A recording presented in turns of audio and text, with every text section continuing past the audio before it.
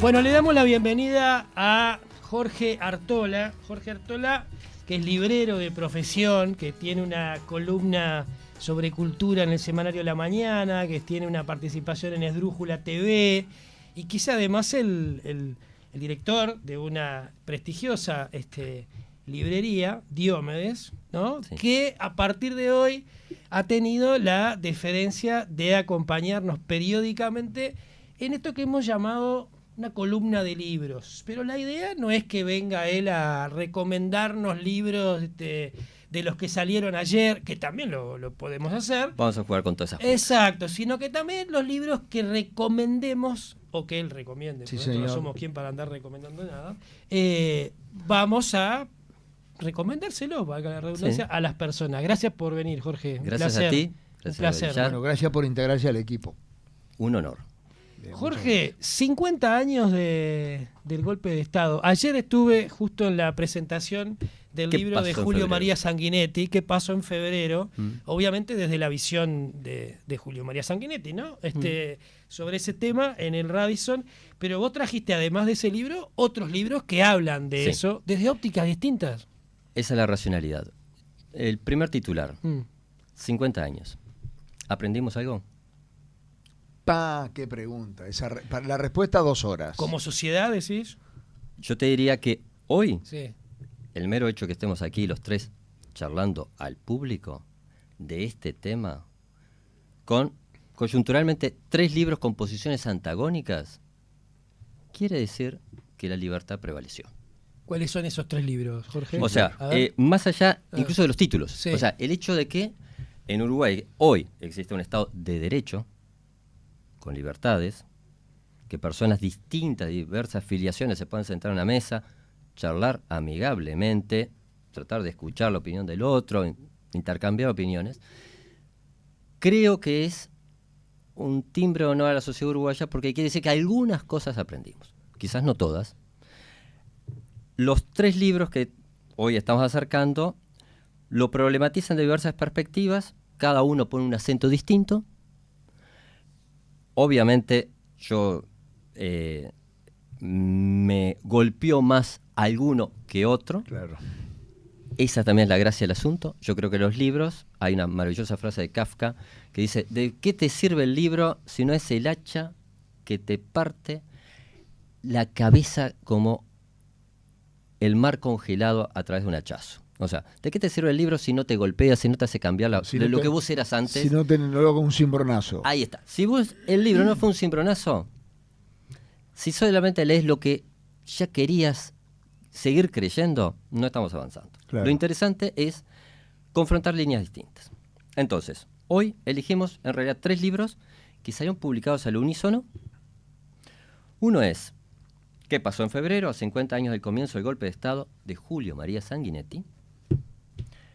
El otro es Camino al golpe de Estado, 5 miradas desde la contrahegemonía, de Federico Leitch y 5 articulistas en esa misma línea. El tercero, ya sustancialmente más académico el trabajo, se llama El golpe de Estado más largo, Uruguay, febrero-junio 1973, de Gonzalo Varela. Vamos a pasar por algunos titulares mínimos. ¿De cada uno? Sí. Vamos mostrándolo a cámara. Mira, acá tenés una cámara, allá no. Acá tenés una cámara. Ahí. Perdón. Ese es el de... Vamos aprendiendo. Es el que salió ayer, de Sanguinetti. Exactamente. Un libro que don Julio María, aparte de haber sido 2 veces presidente, senador, ministro, periodista brillante, a su vez, desde hace algunos años, asumió una patriada. La patriada es volver a contar la historia de Uruguay desde una perspectiva en la que el Partido Colorado resignifique los eventos del pasado. Yo diría que es un titular respetuoso lo que él hace. Yo diría que específicamente este libro, sin nombrarlo, es una respuesta, cuarto siglo más tarde, a un dirigente de Tupamaro y ex ministro de Defensa que fue Fernández Huidobro. Huidobro, una de las tantas frases que lo hizo famoso fue cuando en un programa de televisión descerrajó de que en este país, golpe de Estado, el único que los da es el Partido Colorado. Entonces se puso a historiar que Rivera, Flores, de hecho el propio don Pepe Valle, el asesinato de Diarte Borda, todo ese evento tan confuso que implicó la muerte de cierto Partido Colorado y la llegada al poder de otro Partido Colorado, habría estado muy en esa misma línea, obviamente el de Terra, y absolutamente meridianamente claro el de Bordaberry, que era de alguna forma presidente constitucional de Uruguay, que había triunfado gracias a encabezar una fórmula con Pacheco Areco por el Partido Colorado. Muy bien. Esto es una acusación que hace Huidobro y que de alguna forma Sanguinetti en este libro, y por eso también, y esto creo que amerita una mínima explicación histórica, ¿cuándo fue el golpe de Estado? Una pregunta casi obvia y no tan obvia. Bueno, claro. Algunos dicen que fue en febrero cuando los militares desobedecen al presidente con la designación del ministro de Defensa, y digamos que lo emblemático es el 27 de junio. La disolución de las cámaras. Formalmente en junio, pero de alguna manera desde la Ahí cocina está. en febrero. De hecho, hay algunas personas que añaden otra tercera fecha, que es el 76, cuando don Julio Marías, cuando Bordaberry es desalojado por el poder directamente a los militares, y los militares dicen que lo están sacando porque esa persona no es un demócrata, porque pensaba básicamente en la disolución de los partidos políticos, en la instauración de algo cercano. Ellos decían que era peor que ellos. Ahí está, exactamente. Entonces que era menos demócrata que ellos. Exacto. Y que ellos estaban sacando a Bordaberry. Porque era demasiado. Porque en algún momento iba a volver a la democracia. Bueno, tutelada o no tutelada, eso es otro tema, pero Sí. los militares asumen de que ellos eran más demócratas que el propio Bordaberry. Ahí está. Entonces hay una tercera fecha que casi todos nosotros la sorteamos, Sí, la solayamos, pero también es parte del mismo proceso. Bueno, durante mucho tiempo no se habló de febrero. No Sí. hace tanto que se habla Ahí de está. febrero.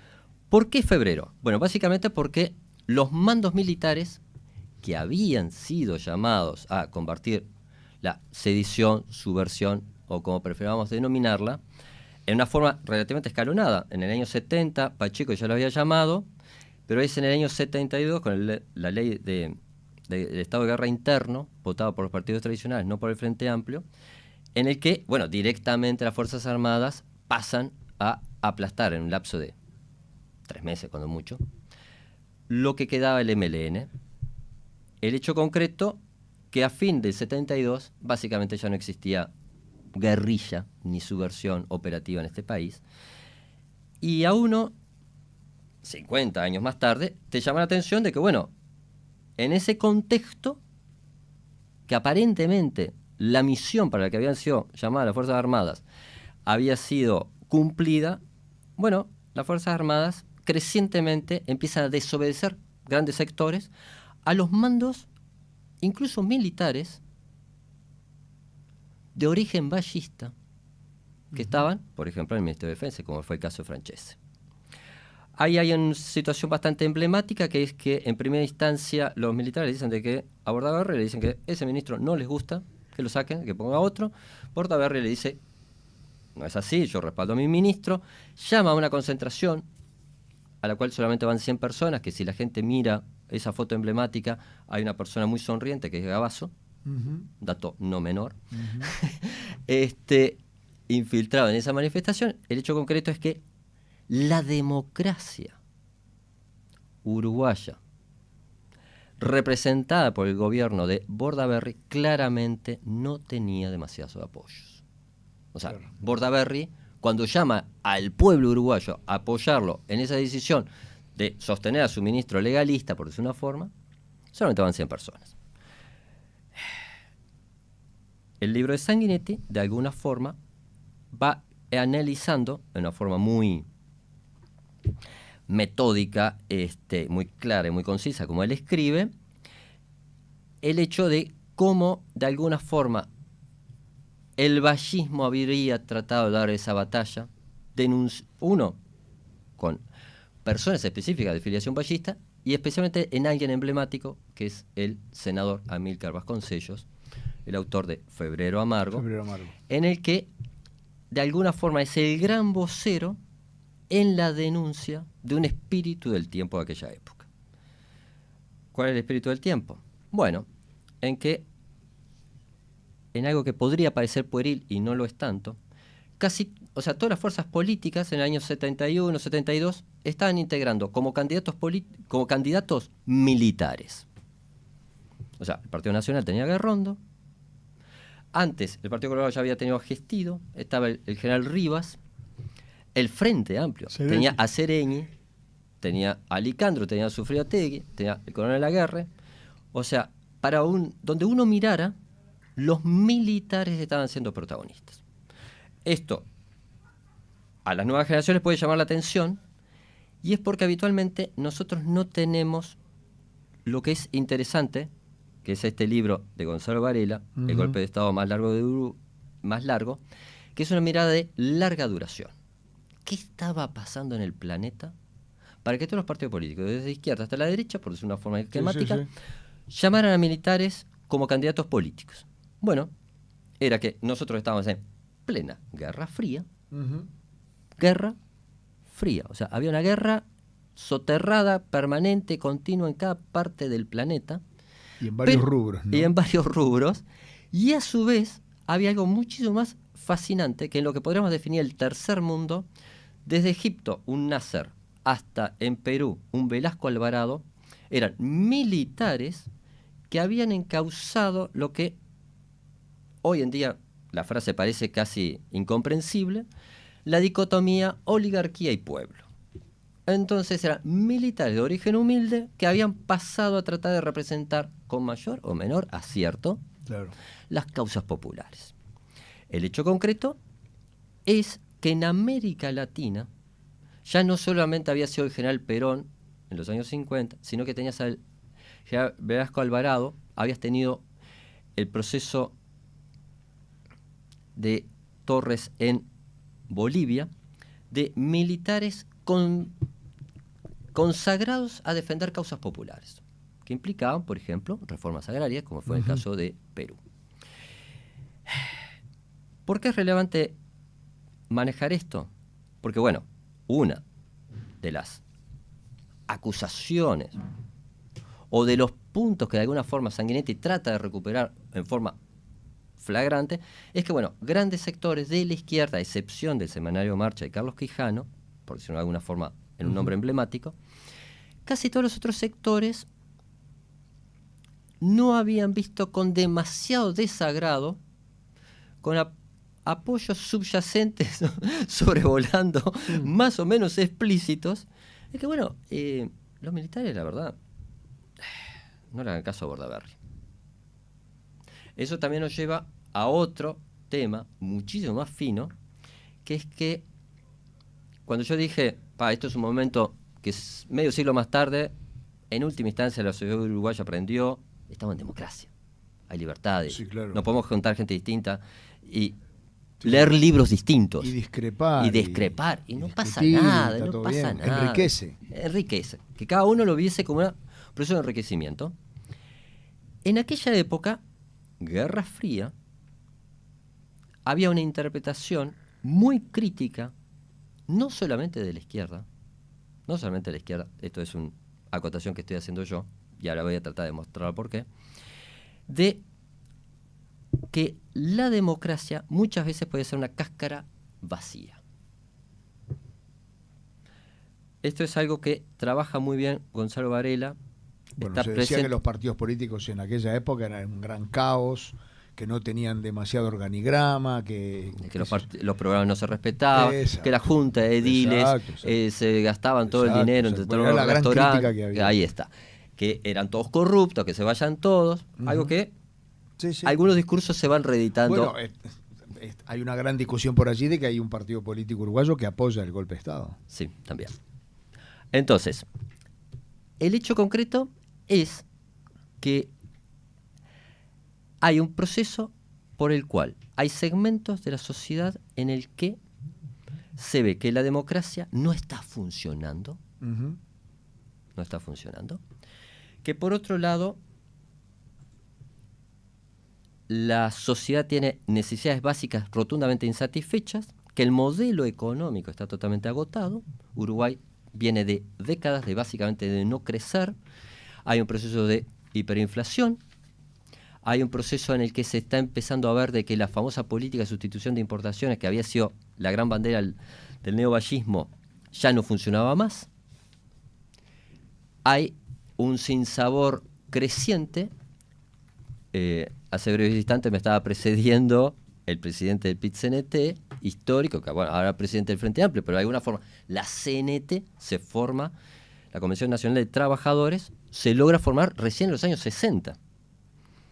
La FEU ya existía de antes, pero la clase trabajadora uruguaya consideró que en los años 60 era cuando realmente había pedido poder adquisitivo y realmente había que elaborar una nueva herramienta y hacer un nuevo desafío.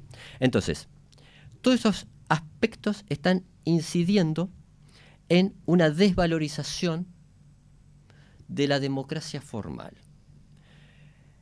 Tanto en el libro de Varela como en el libro de Sanguinetti está muy bien analizado el proceso de cómo los diversos actores políticos se fueron parando crecientemente en una forma deslegitimante a Bordaberry, que había sido un presidente producto de una estrategia electoral bastante peculiar por la cual Pacheco, un presidente muy fuerte, había tratado de conseguir un candidato muy débil para dejarlo a cargo del trono, para poder volver. Entonces, bueno, la mejor solución que se encontró fue, en realidad, brillante desde el punto de vista político. Esto hay que leerlo en un libro muy recomendable, que es el de Pacheco Areco, que hace Jorge Chagas, que muestra la enorme sagacidad política de Pacheco. Y ahí te demuele un montón de prejuicios que la mayoría de los uruguayos tenemos sobre la figura de Pacheco. ¿Biografía de Pacheco? Sí, ¿Cómo se llama? Pacheco Areco, a la luz y a la sombra, o algo por el estilo, es de Jorge Chagas, un brillante historiador que logra derribar casi todos los mitos que uno crea a pie juntillas sobre Pacheco. Uh-huh. Y uno de los más interesantes es que el tipo te muestra porque la construcción de la carrera de Pacheco no es una casualidad, sino que es una obra de ingeniería política brillante y mucho más. ¿Hecha por él mismo? Sí, y su grupo, el Ciudadano de Segovia, varios más, Pirán, bueno, toda esa barra. Pero mucho más interesante, cómo Pacheco había pensado la gran solución para dejar un vice, si no salía la reforma reeleccionista, y quedaba el vice, que el vice no se le quedara con el cargo para siempre. Bueno, una forma brillante. Un senador blanco que odiaban los blancos, que los colorados lo veían como un recién llegado, ahí el famoso término rabanito de Bordaberry. Uh-huh. Bien, entonces era una persona que no tenía ningún apoyo político propio, a excepción de la llamada de Pacheco Areco desde el exterior convalidándolo. Eso también es parte de la explicación de por qué cuando Bordaberry sale desesperado y pide que el pueblo lo acompañe, solamente van 100 personas. El tipo no tenía un club político que tuviera el cartelito de Bordaberry. El hecho concreto... No tenía estructura. No tenía estructura, exactamente, ese es el término. No tenía estructura partidaria, entonces estaba en un partido que no lo quería y los otros, por diversas razones, lo veían como un traidor o como un enemigo o adversario. Cero apoyo.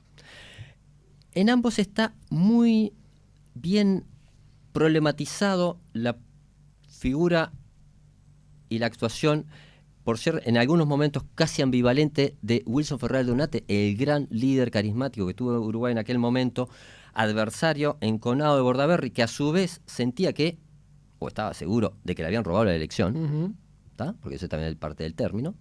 O sea, dato histórico no tan menor, el Partido Nacional denuncia por primera vez un fraude electoral, cuando uno de los orgullos de la democracia uruguaya desde la reforma del 18 era que las elecciones eran limpias. Entonces, que el Partido Nacional denuncie un fraude no es algo menor.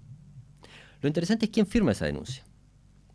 Un doctor, profesor de Derecho Administrativo, muy buen docente, que con los años se hizo famoso porque fue el doctor Aparicio Méndez. Doctor Aparicio Méndez, que luego fue colocado por la dictadura como personero, fue la persona que en nombre del Partido Nacional fue a denunciar el fraude que habrían hecho el pachequismo, Bordaberry, Pacheco, ¿no? Jorge, perdona, un paréntesis. Sí. ¿Hay algún libro que ¿hubo alguna prueba que se presentara de que hubo fraude electoral? Hay 2 libros problematizando el tema. Ajá. Uno, el que fue presidente de la Corte Electoral, Garchitorena. José Garchitorena. Ahí está, negándolo fehacientemente, tratando de demostrar por qué era imposible. ¿Libro reciente? Te diría que hace unos 8 años. Ajá. Y hay un segundo libro de Corbo, un historiador del Partido Nacional, que creo que es el que realmente da la tecla en el asunto, y es fascinante el tema, que dice que quizás haya habido 2 boletas que en Aceguá se hayan traspapelado, mal sumado. Eso puede haber pasado. El fraude fue otro. El fraude fue la campaña reeleccionista en sí. Que el presidente en ejercicio de un país presidencialista que salga a defender su propia candidatura con los recursos plenos del Estado en un momento de confrontación de alguna forma blanco y negro de Tupamaros o Pacheco Areco, que le ponía el pecho a las balas. Bueno, no es lo mismo que salir a defender una gestión sobre, bueno, mira, el déficit fiscal es el 1%. O sea, no tiene la misma fuerza semiótica. O sea, a nivel masivo, el pachequismo había tenido políticas clientelísticas bastante elaboradas y, bueno, todo ese peso funcionó muy bien. Entonces,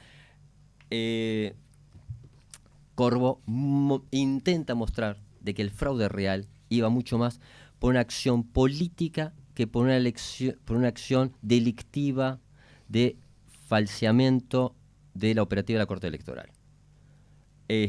Hubo, sí, un libro previo en los años 70, que lo reeditó La República, que era el fraude del 71, que ahora no me acuerdo cuál es el autor, pero o sea, habría 3, pero te digo estos últimos 2 que me parecen que de alguna forma son los más interesantes porque fueron escritos ya no tan con la pasión del momento, claro, sino décadas pasadas. Una perspectiva más histórica, digamos. Bien. Ahí está. Sí. Para ir más o menos cerrando el tema de la presentación de estos libritos, el camino al golpe de Estado tiene una particularidad fascinante, que está escrito desde una perspectiva de lo que sus propios autores llaman contrahegemónica, en el que plantean de que históricamente aconteció algo, pero esos eventos quedaron registrados en la historia por los perdedores en una forma absolutamente malintencionada y tendenciosa. Vale decir que si en el partido de la Guerra Fría, lo que podríamos definir como las fuerzas de izquierda, perdieron totalmente porque fue derrotada la guerrilla, perdió el Frente Amplio, etcétera.